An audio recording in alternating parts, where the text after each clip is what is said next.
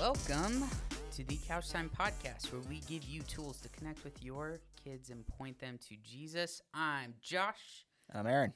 And today we are going to be talking about singleness and dating. But before we get to that, we do want to remind you camp registration is open. So please, 2 more weeks. Yes, if you have not registered your student for camp, please register. Go to graceky.org/summer camp. Honestly, this is going to be a highlight of the year. We have a lot of really awesome things planned, and I think there's just a lot of good things that happen when you get people away from distractions, away from technology, outside, and being able to just talk, process life, have fun. So register your kids for summer camp. Registration closes May 16th. So please get on that. If you have any financial concerns whatsoever, please reach out to either Aaron, Steven, Ryan, or myself. We would love to help make that happen for you. Or if there's any questions about camp. The Any registration process is a little bit of a to-do. Yes. I mean, if you have any questions, reach out to us. 100%. That's great. Well, so today we're going to be talking about singleness and dating. This has come up in a couple different forms throughout the podcast history, but I'm curious, Aaron, how often does dating, singleness come up as you talk with students?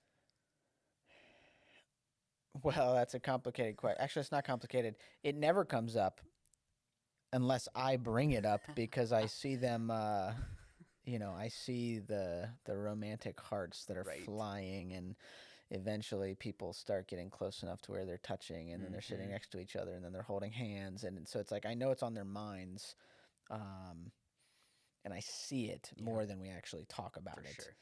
But I do have conversations about it. I'll bring it up. There's some teenagers that have boyfriends or girlfriends. They're, official or whatever. And, I'll ask how that's going and why are they dating and, marriage. So I have conversations about it. But it's something that I like to revisit because for a few reasons. Seasons change for teenagers, and their seasons are way shorter than our seasons and emotionally. And so I think it's something to revisit because a student who was once like, ooh, dating, no way, all of a sudden a new student comes onto whatever scene, and it's like, I'm attracted to, they're attracted to me. Hey. That's exactly right. I mean, you can see it sometimes. Right. And so that's number one. Seasons are changing for teenagers, and who knows, different people that enter the scene that all of a sudden will put it on their radar, or friends that are pressuring them because somebody likes them, that kind of stuff.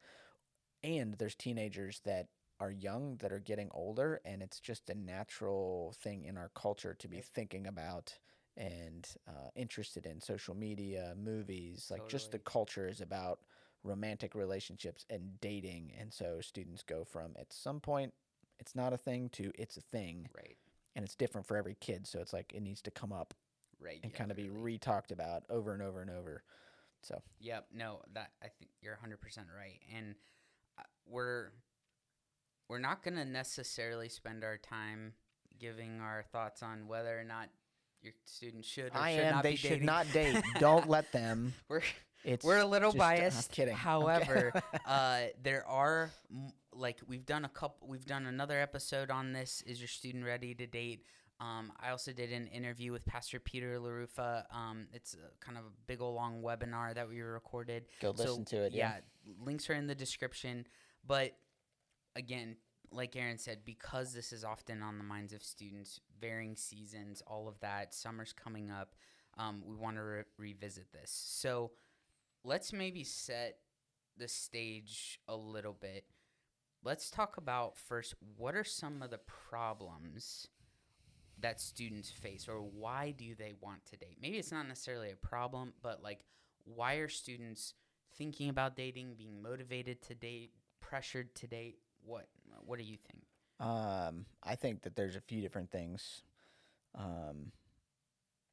There is a hole that people have who are not redeemed. Yeah. And a lot of things seek to fill that hole, and I think one of the biggest is relationships. Yeah. And it's emotional. Yep.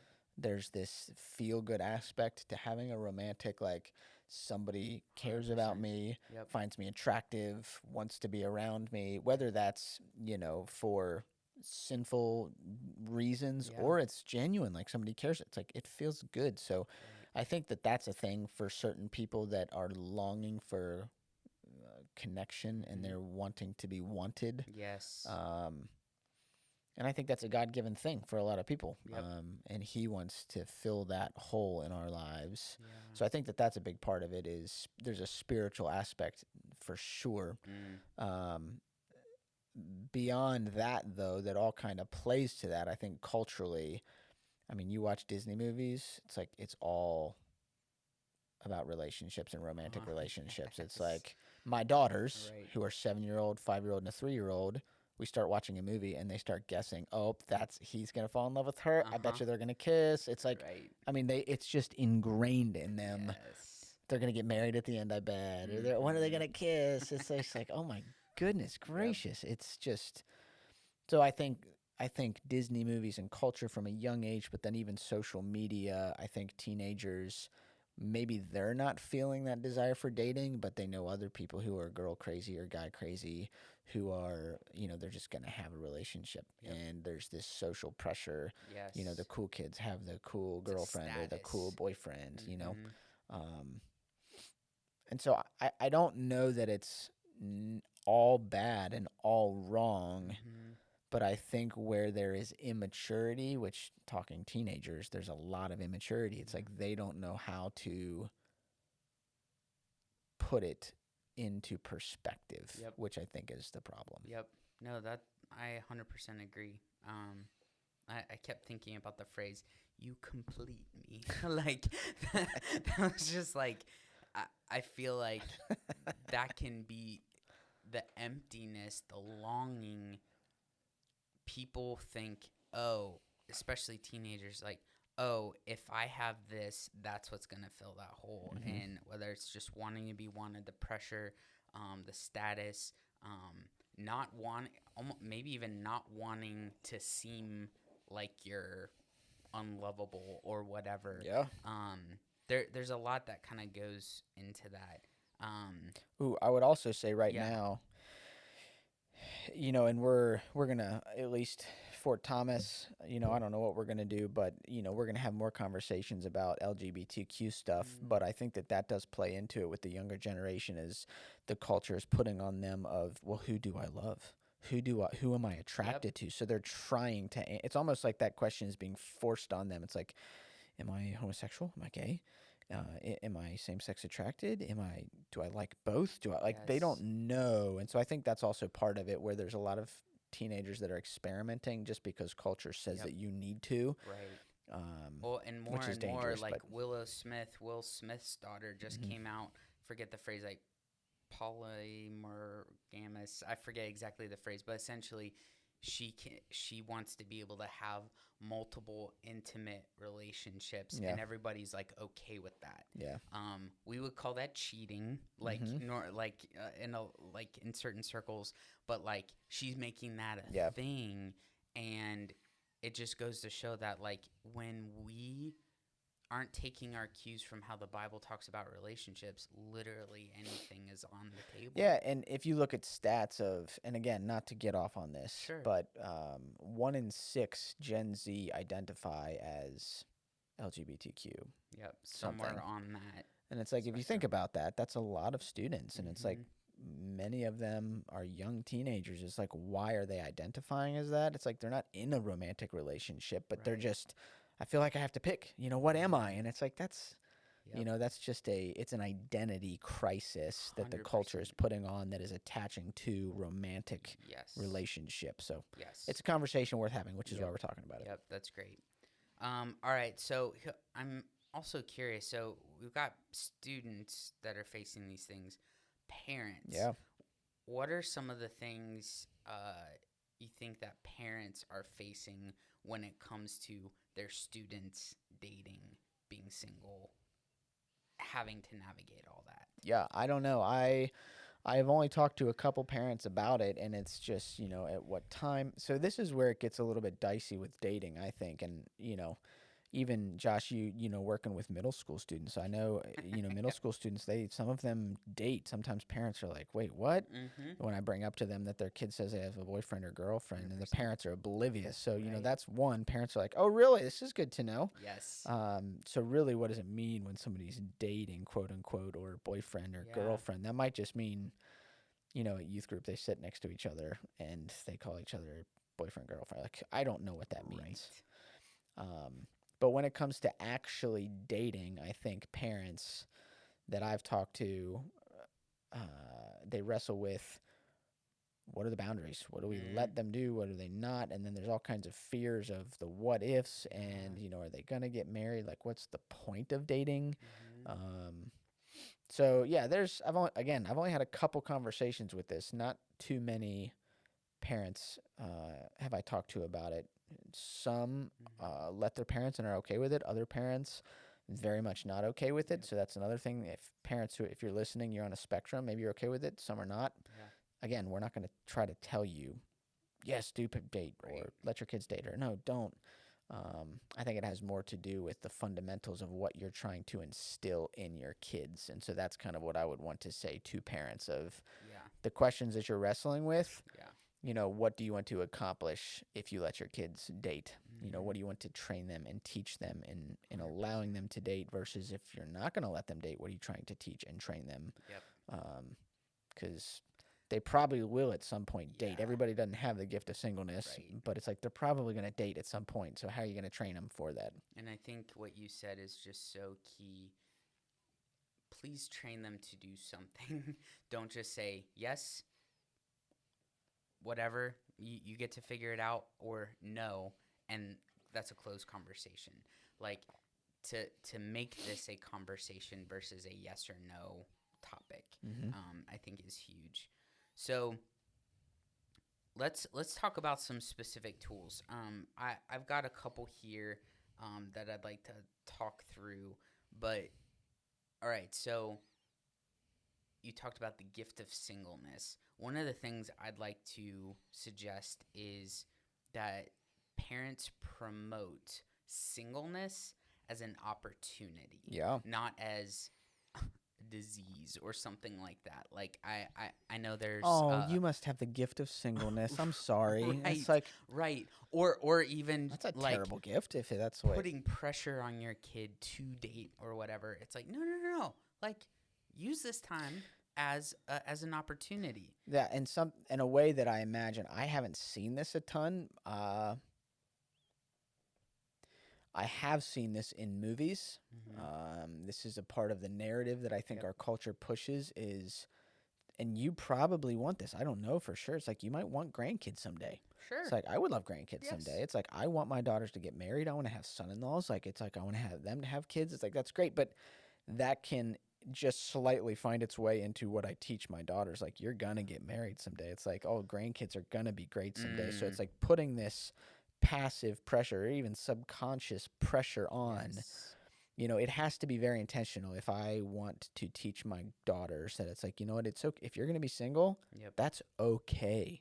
Actually, that can be better than okay. That can be amazing. The Bible has a lot of great things to say about singleness. It's like, are there things and struggles that come with that? It's like, yeah, guess what? There's struggles that come with marriage. Like 100%. It's not like marriage is the solution. It's like singleness or marriage are both gifts. Yes. So I was listening to this podcast with Sam Alberry. He's a pastor. Excellent resource, yeah. He's got a couple resources that maybe we'll talk about at the end. But one of the things he said is, like, a lot of times things are promoted on social media or whatever, and you don't see the dark side of that. So, here's our marriage. It's awesome. I post pictures all the time. Yes. Or even we'll get to dating, like, the date, like, oh, boyfriend, girlfriend, oh, we're in love, blah, blah, blah.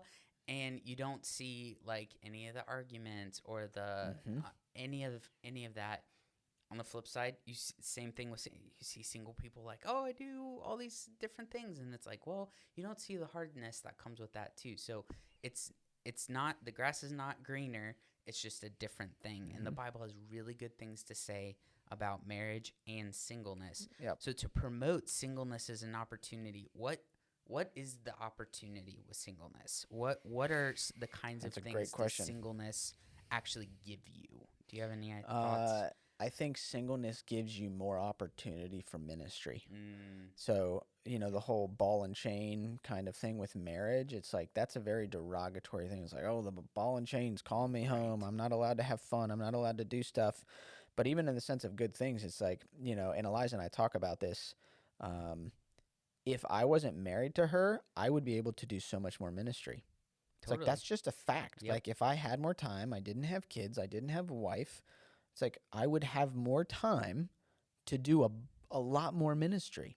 Well, I Outside was of, going to say, I and was so I like, was going to, because yeah. ministry, that's the key. Mm-hmm. Ministry in the church or with other people. Yes. It's like marriage is Yep. now my ministry. 100%. Raising my kids is now my Yep. ministry. Yep. And so it's like, it's not wrong to want that as a ministry, but if you don't have it, it's like the Bible says, Paul says that it's like you have more freedom to do more Yes. ministry in different ways. Yep. Whereas if you get married, you've signed up for a specific ministry. Does that make 100%. sense? Yes. So, yeah. No, I totally agree. And I mean, I even think in Philippians 4 it talks about being content, right? So there's a I feel like being content has this like terrible like connotation that like you're settling versus being satisfied.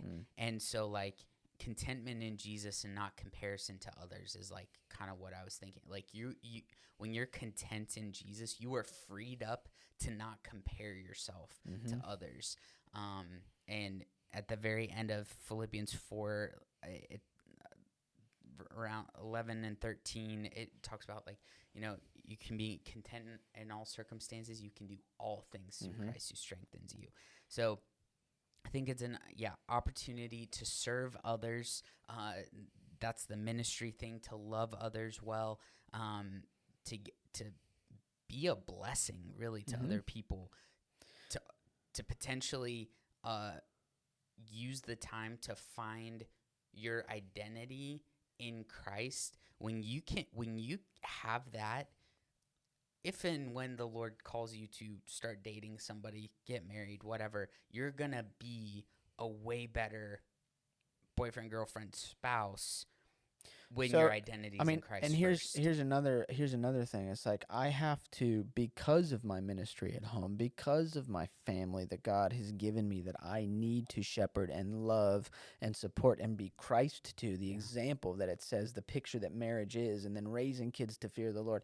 That takes time. It does, yeah. If I didn't have them, I would have more time to spend reading, to spend time praying, to spend time on. It's like I could just be with the Lord more often. And that might not sound fun to a bunch of teenagers when you try to tell them this. But as far as our job as humans and what God's created us for is to love him with our heart, soul, mind, and strength, and to love other people more than we love ourselves. And it's like everything hinges on those. Marriage can assist and help in that and be a ministry where we do that, but so can singleness. Yes. So it's a matter of time and what it's going to take. So you asked me a question, and I just want to say this. With teenagers and parents, you might see this because we're talking deep marriage stuff, but teenagers, they're like, I don't care. I just want a girlfriend, because it's like, well, teenagers, if they don't have a boyfriend, girlfriend, it's like they can have friendship with other people that is going to be more beneficial, whereas a dating relationship's going to distract and take away from that. Yes. And I think, and I'd like to talk just a little bit more about friendships, because I think, so, we've got this freedom aspect to be with Jesus, to serve others, but also with friendship. I think a lot of times there are things that kids look for in dating relationships that actually can be found in just friendships. For sure. And so one of the things I wrote down was like we need to train students on how to be a good friend. What is biblical friendship? Right. Yeah. So I don't know. Do you have ideas on like what is biblical friendship? Yeah, I have a handful of friends who are older, meaning they're older than most of their friends or what culture says they should be, and still be single. And so there's a struggle with loneliness that comes along. Um, does that make sense? Mm-hmm. How I just said that? That was a mouthful. They're older singles. Yep.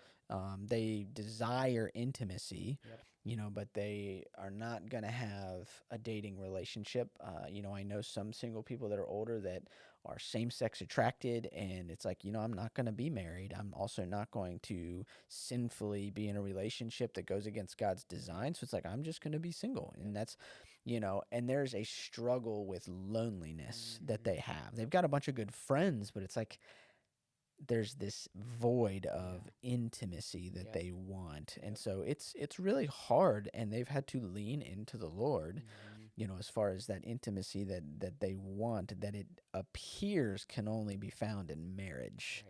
Right. And so it appears that it's this sexual intimacy that you can have, when it's like, I don't think that that's the case. No. I think between a husband and a wife, sex can be very helpful and a good thing that God has given us to promote intimacy. Yep. And, single people, you don't need that. Mm-mm. Our bodies, God's designed us, but it's like Yep. you don't need Right. that aspect to have Right. intimacy Yes. and true companionship with Mhm. other people, and it not be this, weird, like, oh, you've got a really good friend you're really intimate with. It's like, that doesn't mean you're gay. That doesn't mean you're Mhm. homosexual or, intimate in a weird way. It's like Yeah. you can have good friendships, and intimacy. Yes. It's hard. It looks different. So I don't Sure. have all of the answers. It's easy Right. for me to say that right now, but yeah, I'll Yeah. just add that there. Yeah, I think so. When we talk about biblical friendship, there is a kind of intimacy. So when we say intimacy, there's a closeness Mm-hmm. that especially believers can have, where you're just known, right? You're Yeah. known, you know other people, and there's. I mean, I just did a quick search. On the word friendship and kind of verses associated with that. And over and over and over, kind of this theme that comes up is somebody who encourages, who builds up, who speaks truth in love, who honestly, I think about this definition of love that has been really helpful, that love seeks and desires the very best for someone, regardless of cost or outcome. And I think when two people are doing that for each other, that's essentially a friendship. You can be a friend, but a friendship is one where It's reciprocated. both people are doing this. So when you are looking out for the best for someone, and you're not just, I want to receive, I want to receive, I want to receive. Some of my single friends are so good at giving and just like, I mean, I have a friend who texts me every once in a while just songs he's listening to, because he knows I love music, and so it's just an encouragement to me. And so a friendship is where two people are seeking and desiring the very best for each other, regardless of cost or outcome. So a lot of times it's going to cost you time. It's going to cost you emotional capacity. Sometimes even like your actual stuff or plans you had. But that's what friendship is. And I think when we can promote, man, so okay, your child's single, so you can serve and be a blessing, but who can you kind of be this for somebody else? What does it look like to seek and desire the very best for so and so? How can you actually practically serve them? Can you text them? Can you go hang out with them? Do you actually know them on more than a surface level, more than just, hey, we play on a soccer team together, or Mm-hmm. we play video games together, or we're in band? Like, do you know kind of what they're struggling with, where their relationship Mm-hmm. is with God, how their relationship is with their parents, like those sorts of things, encouraging your student to be a good friend. And last thing I want to say on that too is, so my dad, one of the biggest things he really wanted and to encourage us to do is be friends, like just friends with girls. So one of the Say things what? I know, he was like, he grew up You can do that? right. He grew up that if he was remotely a friend with a girl, he would get teased to Oh no yeah, end by his that's my mom and his childhood too. brother. Yeah. And anytime, like, if my brother ever teased me, like, my dad would get on him for that. My dad didn't really get on us for very much. He would get on us for that because he was like, girls need godly guy friends, Mhm. just friends, and guys need godly girl friends. Mhm. And if every time there's some sort of friendship developing, we put the label on it as dating boyfriend girlfriend, that just puts up all sorts of barriers that are unnecessary and unhelpful. Yeah, and I think that's something where parents, you have to know your kids. Yes. Again, I cannot encourage parents enough as far as it is your job to raise your kids, and what that means is knowing where they're at, knowing where they're struggling, and doing the work to try to discern and wisely know how you can encourage them in the right way. Right. And when it comes to singleness, it's like, is it a right time to date? Should they not? Should they just focus on being a friend? Should they not spend any time with girls? Because it's like, if you know your kid, it's like it's not going to go well if they hang out with somebody of the opposite sex. It's like, that's for you. There's no template. Parents have to know. Yes. So, yeah, I think that it has everything to do with that and the season of life that your teenagers are in. Yeah, and there's some really good resources, again, we can talk about. But yeah. And I'll also link in the description just a link to just like a whole bunch of verses where the Bible talks about friendship, and maybe like going through those with your kids could be helpful. But well, I was going to say on that, so thinking of scripture, it's not like, hey, what does the Bible say about dating? It's like there's verses about marriage, about friendship, but it's not clear. I would say the biggest topics that cover the spectrum in regards to the dating conversation are identity, friendship, yes, and obedience to God. yeah, I think are the top three that are coming to mind right now. Those aren't the only ones, but there's verses that hit on those things, and there's something at the root, yes, the heart. Like, that's what parents need to see, is try to get at the heart, what's going on in your kid's heart, and that takes time. So I would say that, but then also having an understanding of what, your theology as parents and what you want to teach your kids about. What do you want to believe about singleness? Yeah. What do you want to believe about dating? I think having a firm grasp and getting that, and then letting it come out in little ways throughout conversations and the time that you've got will best set them up for success. Yes. Yeah. What does God say about these things? What are your personal convictions that are around that, and with knowing your kid and all of that? And that's kind of how you need to lead. Yeah. The kind of the last thing I'd love to just encourage parents with is to show your love and affection to your kids. I think, I wrote down a couple different things, but how do you think parents can show love and affection to their kids? Again, that comes back to knowing your child, Yes. and that might be giving them a high five. That might be going and giving them a huge hug. That might be spending a bunch of time with them. Yes. Uninterrupted, special time with your kids. It might be giving good gifts to them and showing them that you appreciate them, and giving them thoughtful gifts to show them that you see them and know them and care about what they care about. I think it has to be, the onus is on the parents. It's like knowing their kids and showing affection to them. Yes. I think another big one is, and this touch, physical touch, so it's like dads with your daughters. It's like show appropriate physical affection to your daughters and teach them about what non-sexual, good physical touch that promotes relationship. It promotes connection, and it's like you are a safe, loving, caring individual. Yes.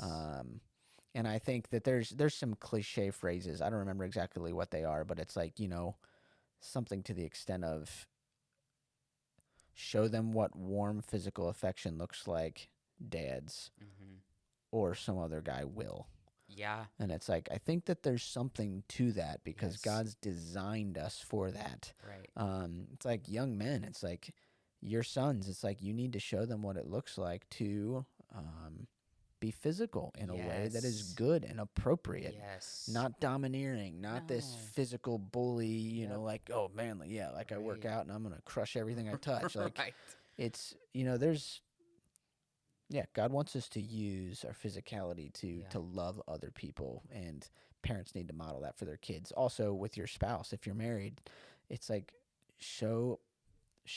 let your kids see positive affection between PDA, positive displays of affection. Ooh, I like what you did there. Students, no PDA. Yes. Parent, yes, that's fine. Right, wow. right. Okay. that came up at youth group last night. The PDA conversation. It's always classic. Yes. But so yeah. No, I love those things. Like, yeah, what's your kids' like love language essentially, and then like especially showing them, especially dads. Man, I just dads have a unique role in this. And so like if you're a dad listening, yes, please show both your sons and your daughters what that appropriate physical interaction can look like. Yeah.